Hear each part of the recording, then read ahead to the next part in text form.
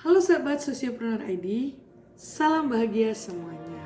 Perkenalkan, nama saya Elizabeth Irma Novianti Davidi MPD. Di kesempatan kali ini, saya akan mengajak kakak, bunda, dan ayahanda serta bapak ibu para praktisi dan pegiat literasi untuk lebih mengenal bagaimana mengimplementasikan etnosains dalam pembelajaran di sekolah dasar. Sebelum itu, mungkin bunda, ayahanda, dan bapak ibu para praktisi dan pegiat pendidikan belum cukup mengenal istilah etnosains, bukan? Nah, sebelum kita membahas lebih lanjut apa itu etnosains, alangkah lebih baik kita mengenal terlebih dahulu apa itu etnosains dalam sejarah etnosains di pendidikan Indonesia. Istilah etnosains berasal dari dua kata, etnos dan scientia. Etnos berasal dari bahasa Yunani yang berarti bangsa, dan scientia berasal dari bahasa Latin yang berarti pengetahuan. Etnosains kurang lebih berarti pengetahuan yang dimiliki oleh suatu bangsa atau lebih tepat lagi suatu suku bangsa atau kelompok sosial tertentu. Etnosains diidentifikasikan oleh Ferdinand Wolff pada tahun 1990 sebagai sebuah studi pengetahuan dalam konteks budaya sebagai bagian dari adaptasi budaya terhadap tempat tinggal seseorang dan mempraktikannya dalam kehidupan sehari-hari. Etnosains juga diartikan sebagai kegiatan mentransformasikan antara sains asli masyarakat dengan sains ilmiah. Sains asli tercermin dalam kearifan lokal sebagai suatu pemahaman terhadap alam dan budaya yang berkembang di kalangan masyarakat. Lahirnya etnosains tidak terlepas dari trial and error sebagai salah satu metode ilmiah yang digunakan orang pada zaman dahulu. Dan biasanya telah menghasilkan pengetahuan baru, tetapi tidak mampu menggali potensi sains yang terkandung karena keterbatasan pengetahuan saat itu. Proses pendidikan formal cenderung dipandang sebagai proses pembelajaran yang terpisah dari proses akulturasi dan terpisah dari konteks suatu komunitas budaya. Publik masih memandang mata pelajaran di sekolah memiliki tempat yang lebih tinggi atau memiliki social prestige-nya sendiri daripada tradisi budaya yang dipandang tidak berarti dan memiliki atau berada di tempat yang lebih rendah.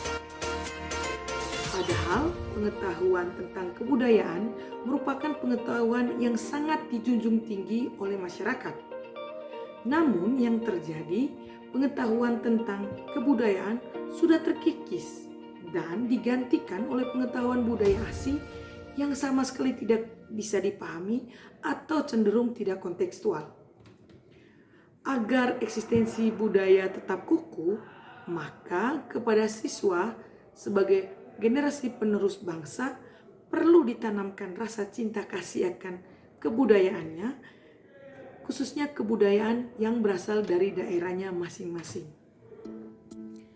Pembelajaran berbasis budaya sangat diperlukan bagi siswa, karena dengan pembelajaran berbasis budaya akan mengajarkan sikap cinta terhadap budaya dan bangsanya sendiri.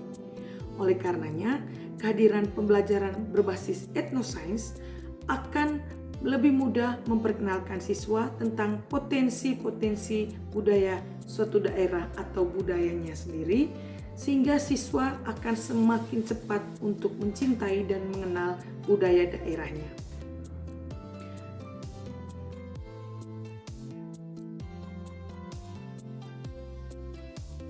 Pembelajaran etnosains merupakan salah satu terobosan baru dalam dunia pendidikan yang menggabungkan antara budaya dengan sains.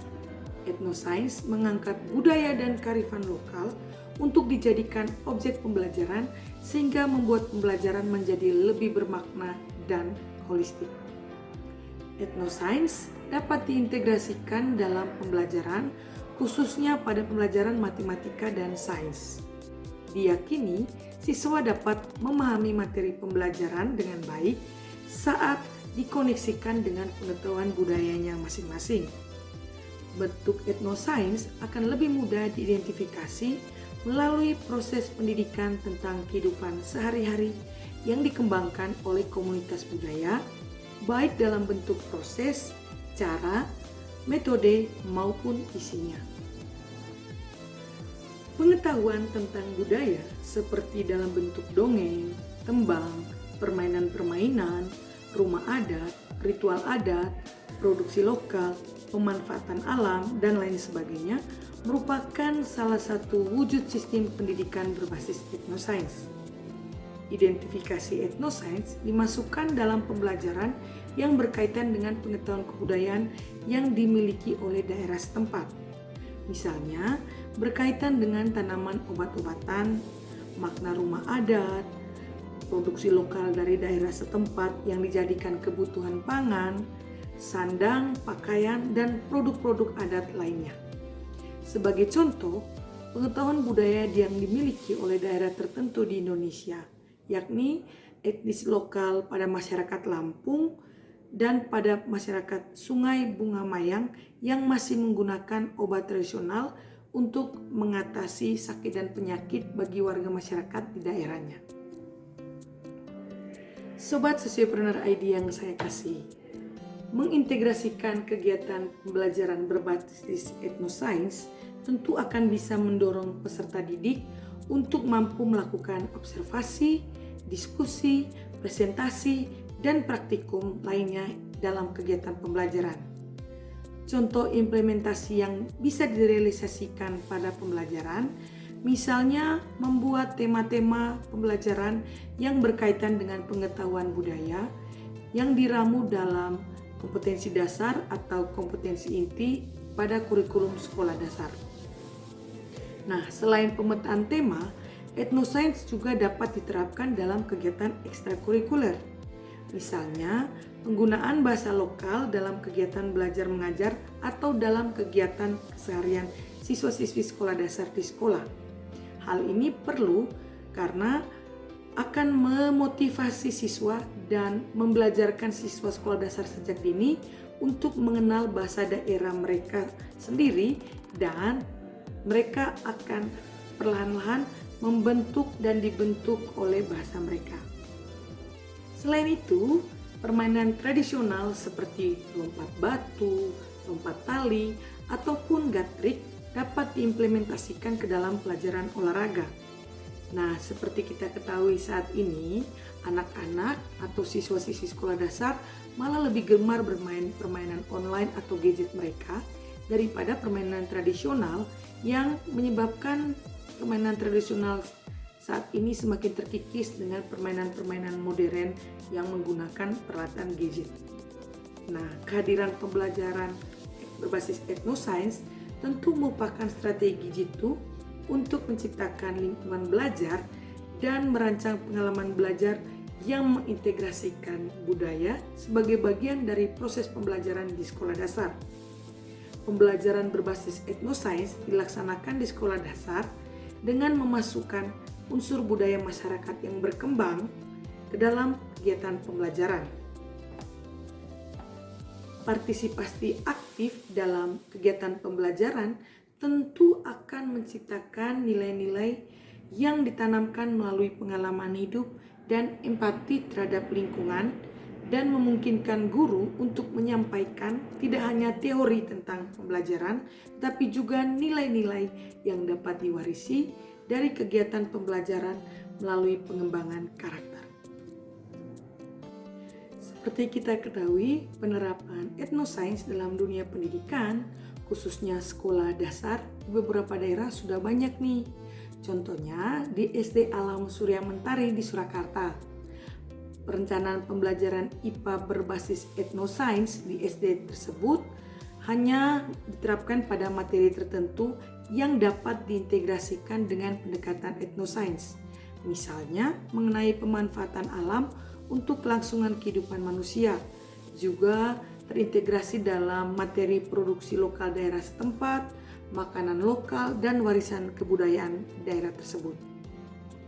Pendekatan etnosains dalam pembelajaran IPA dapat dilakukan dengan mengintegrasikan antara materi pembelajaran dengan lingkungan. Penerapan pembelajaran IPA berbasis etnosains di SD Alam Surya Mentari ini yaitu mereka melakukan dengan kegiatan membuat tape, membatik, mengunjungi pabrik es, dan juga mengamati lingkungan alam sekitar. Dan ada juga contoh lain di beberapa sekolah dasar di Sumatera Barat yang telah menerapkan pembelajaran berbasis etnosains dari atau kepada metode-metode pembelajaran yang berpusat pada siswa, yakni melalui kegiatan eksplorasi dan menemukan. Penerapan etnosains dalam pembelajaran disesuaikan dengan prinsip pendidikan dalam konteks budaya di sekolah dasar. Pembelajaran di sekolah dasar yang cocok dengan penerapan etnosains adalah tema-tema pembelajaran IPA dan matematika di kelas tinggi.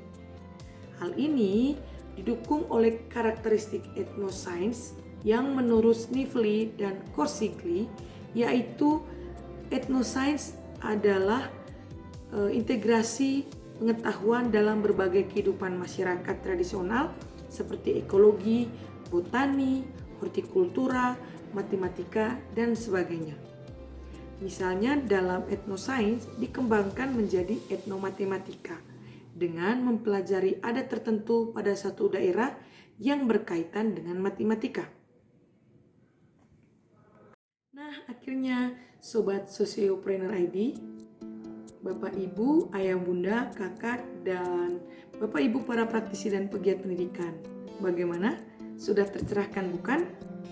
Nah, semoga Bapak Ibu, Kakak, Ayah Bunda yang sudah semakin melek dengan kehadiran etnosains yang terintegrasi dalam pembelajaran ini, kedepannya dapat mengembangkan dan mengimplementasikan ke seluruh lapisan masyarakat, khususnya masyarakat yang berkecimpung dalam dunia pendidikan, sehingga anak-anak Indonesia semakin lebih mengenal, bukan hanya saja mengenal ilmu pengetahuan dan teknologi di mancanegara, tetapi juga mereka mengenal dan menguasai keilmuan yang sesuai dengan daerahnya masing-masing. Terima kasih, sampai bertemu kembali. Wassalam.